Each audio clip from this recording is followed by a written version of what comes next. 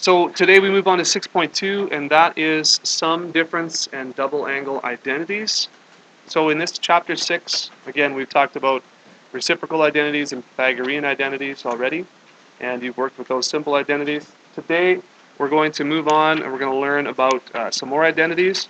And the reason why we're learning about identities is because we basically want to write expressions, trigonometric expressions, in different ways so that A, they're a little bit easier to work with. Okay, if you have a really complicated expression and you can simplify that down to something very simple, it's a lot easier to work with. It's a lot easier to find an answer. But also, we want to get into this whole abstract sort of area of proving identities, which is the goal of this chapter.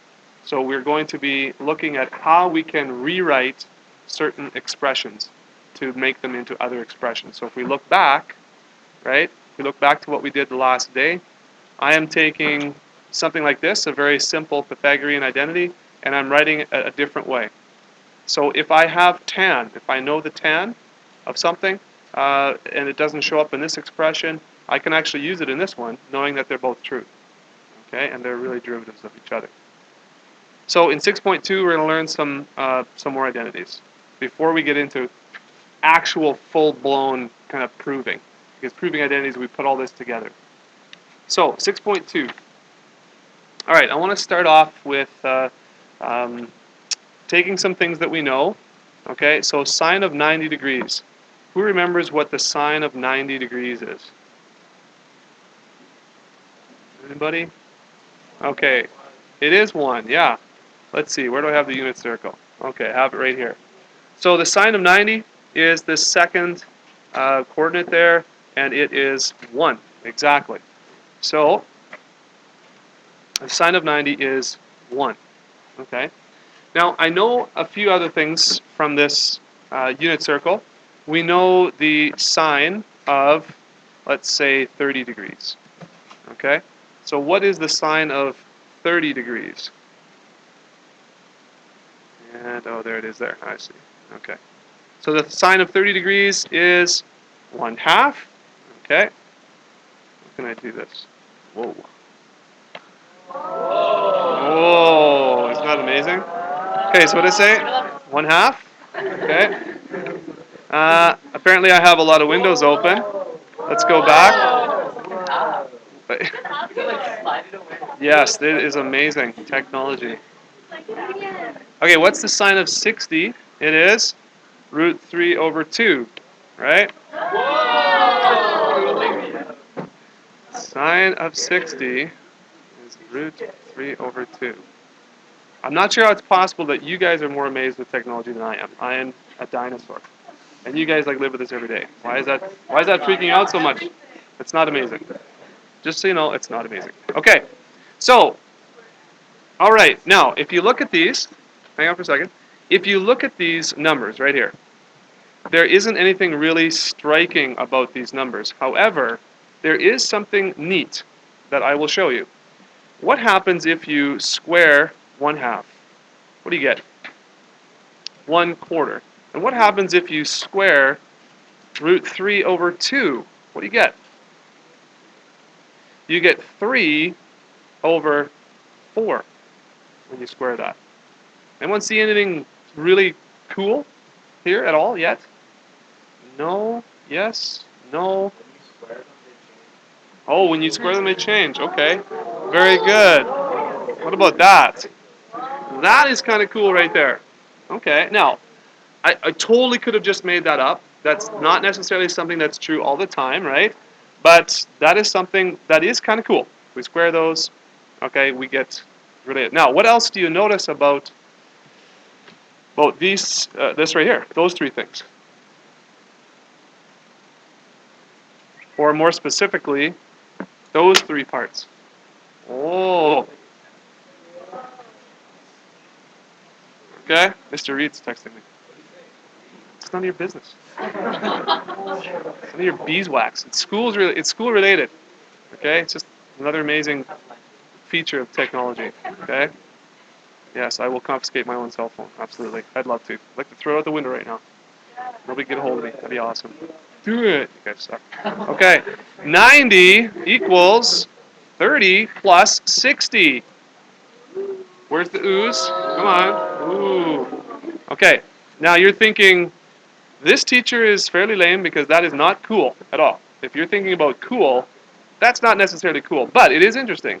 And it is sort of a relationship that we're going to be able to explore here further. Now, let's just see something else. Let's see if this works for something else. Although, I'm just going to stop, actually, just so we don't waste too much time.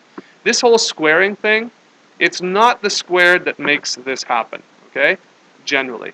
Let's turn to the textbook here right now and look if we can see, using something called the sum identity, see if you can connect this. So here's what it's saying in the textbook, okay? Sine of a plus b, and of course we look back to our last example, that would be, 90 is our sine of a plus b. And over here it says you can actually write this in terms of the angles that add up to it. So 90 is made up of 30 and 60, right? So it's saying that the sine of the first one, let's say 30, times the cosine of the second one, 60, if you add that to the cos of 30 times the sine of 60, that those two will end up to be equal. Now, the cool thing about this is we said the sine of 30 was 1/2. And the cos of 60, we didn't really write down the cos of 60, did we? What is the cosine of 60? It's 1/2. So if we do sine of 30 times cos of 60, that's actually 1/2 times 1/2. And if we add that to, it's okay, let this sink in. It's okay, you don't have to, this doesn't have to make sense immediately. But the cos of 30, now we didn't do the cos of 30. What's the cos of 30? Root 3 over 2. If we do the cos of 30, right here, times the sine of 60, guess what we have? Root 3 over 2 times root 3 over 2. And when we simplify this, we have 1/4 plus 3/4, and we have 1. So the sine of 90 would be what 60 and 30 is over here, and we have 1 equals 1. So let me just pause for a second so that you can take a look at that. That is called a sum identity. And actually, we're going to test this out in a minute, but if we use other angles and other sums, we're going to test it out with our calculators, and we're going to do a whole bunch of examples and see if it's true every time, because that's what an identity should be, right? It should be true every time. All right? So this is what we're going to do. Okay, so what we're doing is we're doing an activity here, again, just as a refresher. We're doing an activity here where we are going to verify, if we can, these identities. So we're going to use sine of 67, okay, as our sum. 67 is the sum. We're going to split that up into 30 and 37, those two angles that add up to 67, okay? So we're going to verify with some data here to see if this is true. The left side equals the right side. I've assigned to the different rows different trig values. We're going to use identities to verify that these sum identities are true. So here are the rest of them. Here are the rest of them. You don't have to copy all this right now, but I've kind of set this up so that I'm going to get a sample from each row, and we're going to verify to make sure that this is going to be this is working. Okay. So let us start with row 1. Okay. So I'll just kind of go down the row. Make sure, ask you randomly, make sure that the number that the person says in your row is verified. If anybody has a different answer, just kind of put up your hand maybe and say, I have something different. Okay, I'm not going to calculate all this. You guys are just going to give me the values, okay? So the sine of 67, all of you can answer this. Row 1, what's sine of 67? So 0.9205, that's kind of a rounded for decimal places. Okay, let's work with that. Okay, the sine of 30 is 1/2, okay, so 0.5. And the sine of 37, okay, 0.799. Is that agreed upon further in your row? Okay. All right, so the cos of 30 is what? Root 3 over 2, okay, so if we're keeping with decimals, that's 0.8660, something like that, right? All right, and then the sine of 37 on your calculator gives you 0.6018. Okay, is that agreed upon in the row? All those numbers look okay? All right. So what we're going to do now is we're going to just add a little space here, and we're just going to quickly verify this one. And I want all of you guys to do this, everyone in the class, to actually multiply these together, get an answer, multiply these, get an answer, add them up, and see if the left side equals the right side. Okay.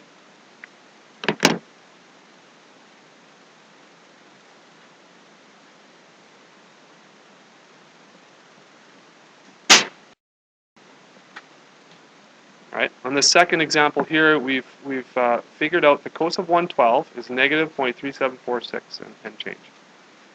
We've split it up into the cos of 62, 50, and sine of 62 and 50, and did this on my calculator over here.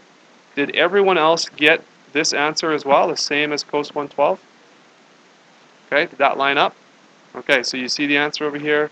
After all this is said and done, it's the same as the other one, so that's verified. Okay. Now, for let's see, we're row 3 now, so you guys got to choose your own angles. Krista, which angles did you choose for yours? Okay, so 100 and 135, right? And so then 100 and 135. Okay. Now I'm assuming everybody else chose different numbers. Did anyone choose these same ones? Oh, you two did as well. Okay, good. So let's make sure. Now, without doing this all by hand now, when you did this, Carissa, or actually, what's sine of 235? What did you guys get there?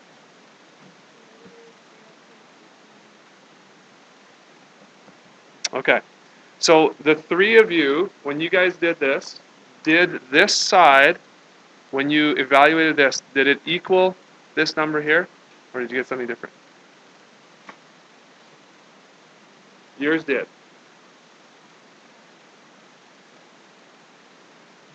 When you added up all this side, it came out to this decimal?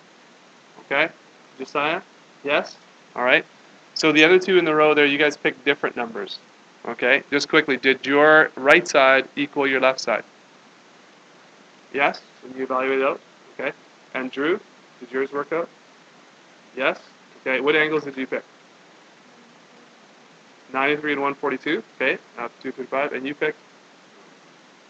201 and 34. Okay. So you got the same number on both sides. All right. So without writing anything down for these final two here, did it work out for you guys as well?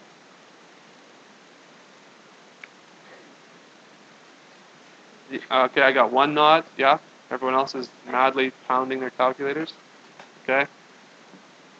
Let me just ask then in row 4 here, do you guys understand what we're doing here? This 67, right, is the sum of two angles. So you pick any two angles that add up to 67, like 60 and 7, right? And you find out each one of these individual values, multiply them, and subtract them.